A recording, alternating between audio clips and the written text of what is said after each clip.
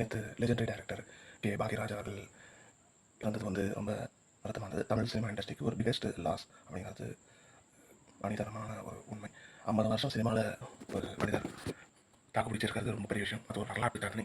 So தமிழக அரசு கூட அவருக்கு ஒரு அரசு மரியாதையை கொடுத்தது.